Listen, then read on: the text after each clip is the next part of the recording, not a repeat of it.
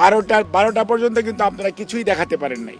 দুপুর 12টার পর থেকে আপনারা প্রথম লাইভ যখন দেখানো শুরু করেছেন, তখন কিন্তু উনি বিছনায় শুয়ে শুয়ে উনি এগুলো দেখতেছিলেন এবং বলতেছিলেন যে আল্লাহর কাছে শুকরিয়া আদায় করতেছিলেন। যখন উনি পালিয়ে যাচ্ছে, ওই যে ছবিটা যখন আপনারা দেখাইছেন, তখন উনি বলছে যে এই দিনটা দেখার খুব প্রয়োজন ছিল। তবে উনি আবার কতগুলো জিনিস অবজারভেশন ছিল, যখন কোনো জিনিসপত্রের কেউ কিছু জিনিসটা বা আমাদের লোকরা যেহেতু অনেক নির্যাতিত ছিল, তখন আবার উনি বলেছে তোমরা এগুলো না করো, যাতে কেউ কাউকে কোনো প্রতিহিংসা পরায়ণ না হয়। যেটা আপনি পরবর্তীতে একদিন পরে উনি যে ভিডিওটা দিয়েছিলেন, এই ভিডিওটা কিন্তু উনি নিজের থেকে বলেছেন এবং নিজে আগ্রহ প্রকাশ করেছেন যে আমি এটি বলতে চাই। কারণ উনি আমাদেরকে বলতেছে তোমরা বলে, আমি যে না, ভারপ্রাপ্ত চেয়ারম্যান মহোদয় বলেছেন, মহাসচিব বলেছেন।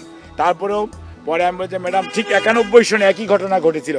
91 সনেও কিন্তু ম্যাডামের পরে ভিডিওতে বলতে হয়েছিল, আপনাদের যদি খেয়াল থেকে থাকে, এরশাদের পতনের পরে ঠিক একইভাবে তখন ম্যাডাম এই ভিডিওটা তখন আমরা হসপিটালে এটা রেকর্ড করে এটা শোনানো হয়েছিল, এই কারণেই যাতে নেতা কর্মী শুধু দেশের মানুষ যাতে কোনো অবস্থাতে আইন নিজের হাতে তুলে না দেয় এবং কোনো ধরনের প্রতিহিংসা পরায়ণতার মধ্যে আমরা যাতে না পড়ে আগের যে ঐতিহ্য সেটা আমরা ধারণ করতে চাই না।